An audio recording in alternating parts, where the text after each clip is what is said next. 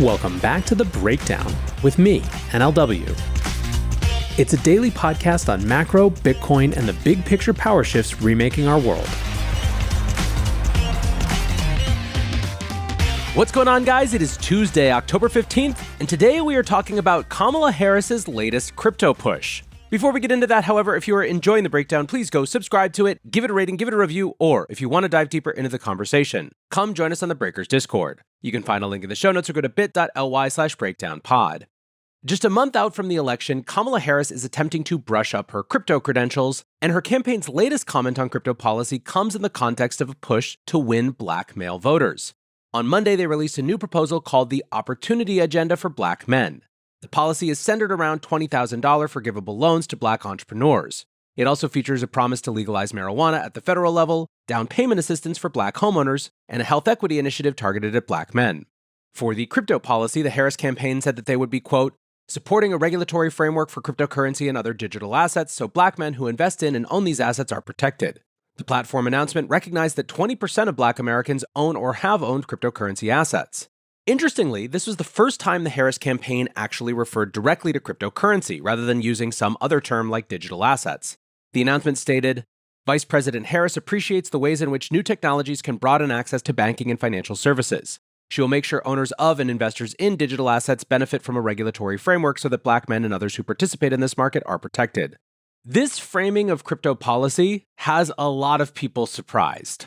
Cleve Messidor, the executive director of the Blockchain Foundation, spoke from her position as a black woman in crypto, stating, it is perplexing that the Harris-Walz policy team opted not to meet with diverse leaders in crypto, but instead is rolling out a policy that narrowly frames crypto around black men only and proposes a regulatory framework limiting black men to consumers instead of producers.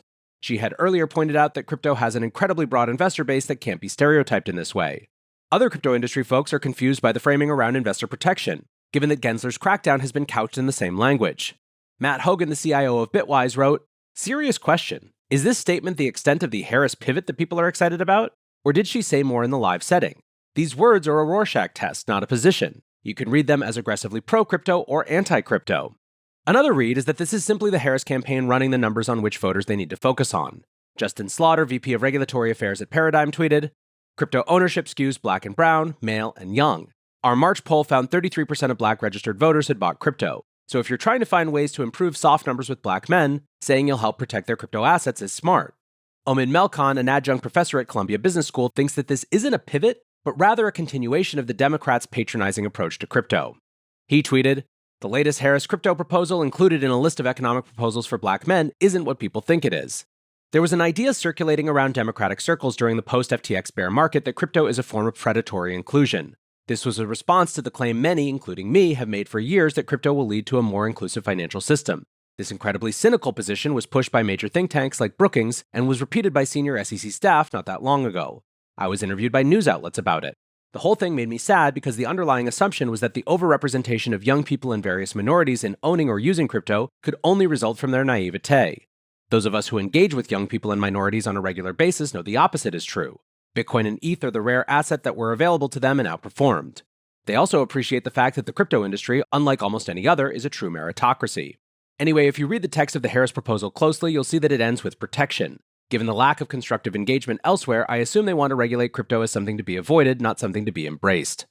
Others are simply happy to see any positive or seemingly or at least spinnably positive statement out of Harris. Lee Drogan, the CIO of Starkiller Capital, wrote, there are a bunch of my friends who are now morally, emotionally, and reputationally pot committed to their I'm a single-issue crypto Trump voter shtick. I frankly don't care how Harris gets to the right view on crypto, even if it's in a very obtuse way like this. Good is good. Frankly, my best guess is that Harris was looking for a way to jettison the Warrenite FinReg strategy without metaphorically slapping her in the face, and while this is an obtuse and strange way to do it, it's hard for Warren to complain about it publicly, so well done. But then just for you to get a read on how this is playing outside of crypto, Tyler Austin Harper, contributing writer at The Atlantic, tweeted, genuinely floored that there are people who sincerely believe that Harris is doing this crypto stuff because it's an issue that matters to black men, rather than because she's been in thick with crypto ghouls since this summer. Now, I'm not defending one thing or another, but if you need to understand why the Democrats have worked themselves into a rough position when it comes to crypto, it's because, frankly, through a lot of their own actions and rhetoric, a big flank of their party feels exactly like that. In other words, that there is absolutely nothing wrong with characterizing an entire industry's participants as ghouls. and who somehow think that Harris, who basically no one in crypto actually believes, is anything more than tacitly more open to than her predecessor, is somehow in thick with us. Beyond Harper, there's a ton of comments that question whether crypto is genuinely as big of an issue to minority voters as industry-sponsored polling makes it out to be. Now, to take the Harris campaign statement on face value, this policy came as a result of a listening tour of black communities. So then, was the listening tour a farce, with the Harris campaign cynically grasping onto any polling that gives them a pathway with black men? Or is it that actually talking to black communities paints a different picture of crypto than listening to opinion writers? Then again, an account called Quantian had another theory, tweeting, "Many people are very upset to learn today that black men aged 18 to 35 who own cryptocurrency is a more electorally relevant demographic than they are. When people said the election would be decided by 100,000 low-engagement dumbasses across 7 states, what exactly did you think that meant? Vibes? Papers? Essays?" The policy announcement was made in the lead-up to a rally in Erie, Pennsylvania. The Crypto for Harris account was extremely enthusiastic ahead of the rally, tweeting, "Harris explicitly announces support for crypto just weeks before the election.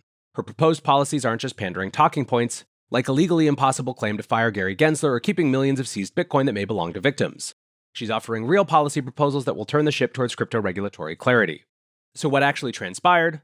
Matthew Sigel, the head of digital assets research at VanEck, summarized the speech that was ultimately delivered, tweeting, "Harris's speech in Erie was 20 minutes long, half about Trump, and didn't mention crypto." Anyways, this is yet another interesting plot twist in the crypto 2024 election saga. I will say, from my point, even trying to assume good faith as much as humanly possible, the language does feel eerily reminiscent to the sort of investor protection language we've had in the past. But what it all amounts to, I still don't think anybody actually knows. This episode of The Breakdown is brought to you by ExSat Network. As regular listeners know, one of the things that I think is really exciting right now is all of the new builder energy around Bitcoin, and ExSat Network is a great example of that. ExSat Network utilizes a combined consensus mechanism of POW and POS, enabling miners to earn revenue and stakers to earn Bitcoin yield. Their state data index mirrors Bitcoin UTXO data, creating a venue for BTCFi to flourish and a platform to trade Bitcoin assets. ExSat Network partners with Matrixport, committing 5,000 to 10,000 NBTC to the network, assisting with dApp development and enhancing security. Ultimately, the goal is for ExSat Network's decentralized asset custody to enable you to earn Bitcoin yield without sacrificing security or transparency. The ExSat Network aims to unlock and scale the Bitcoin ecosystem without compromising Bitcoin ideology. Check out exsat.network or follow ExSat on Twitter at ExSatNetwork. That's ExSatNetwork, and unlock Bitcoin DeFi with ExSat. Now, speaking of these issues, the folks at Galaxy Digital have published their policy scorecard for Biden, Harris, and Trump. Head of research Alex Thorn gave the simple one-line summary. While Trump is undoubtedly more favorable for the industry, we're optimistic that Harris can be more supportive than Biden has been. Trump's position doesn't really need much further explanation.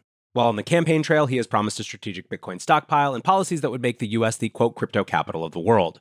For the Harris campaign, Galaxy leaned on behind-the-scenes conversation that, quote, suggests Harris is targeting a slightly more constructive approach than Biden.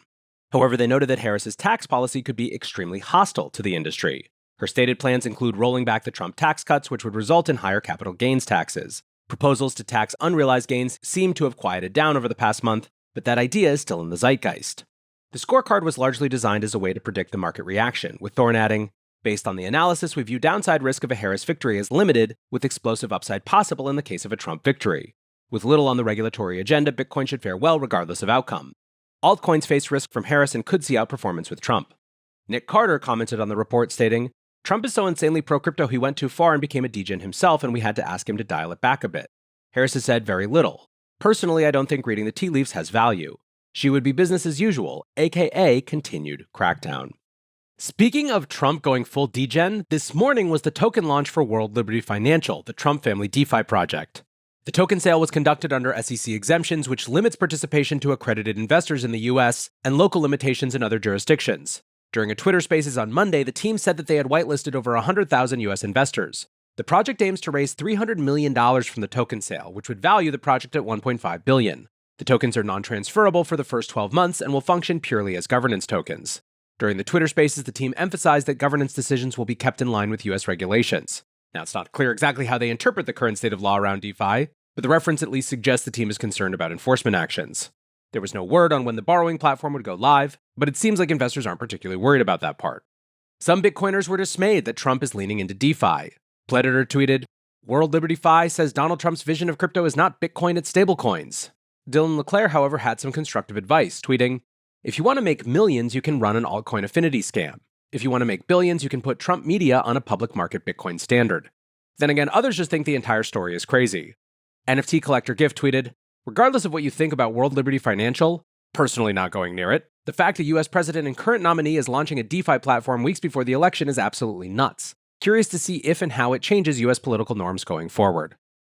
Now, finally, if you're tired of election coverage and think that none of it matters for Bitcoin, well, you are in good company. During the BlackRock earnings call, CEO Larry Fink said, "I'm not sure if either presidential candidate would make a difference. I do believe the utilization of digital assets are going to become more and more of a reality worldwide." Fink referenced conversations he's been having with global asset managers. He said, "We believe Bitcoin is an asset class in itself. It is an alternative to other commodities like gold. Ethereum, he believes, stands to benefit from adoption of crypto more generally. Overall, Fink's thesis for adoption was, if we can create more acceptability, more transparency, more analytics related to these assets, then it will be expanded. But I truly don't believe it's a function of regulation, more regulation or less regulation. I think it's a function of liquidity and transparency." Fink compared digital assets to the early days of the mortgage market or the high-yield market, both of which started off very slow. He claimed that BlackRock helped normalize those markets by building better analytics and data. Despite a fairly notable catastrophe in 2008, mortgage markets are now an $11 trillion asset class.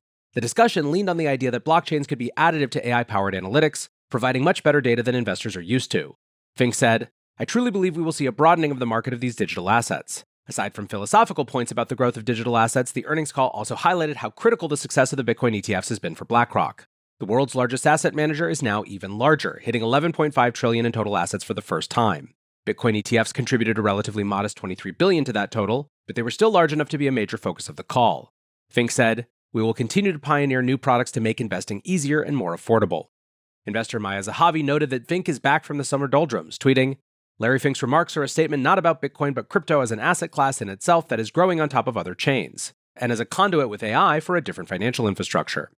First time I recall a major financial institution upping crypto in a while. Interesting though that he chose to emphasize AI and analytics. Makes one wonder what kind of products BlackRock sees in crypto other than ETFs, especially for asset management." Investor Mike Alfred took this as further confirmation of something that he believes. He tweeted, "You've heard me say it for months, but now Larry Fink is saying it too, so maybe you'll listen. It doesn't matter who wins this election. Bitcoin is going to rip."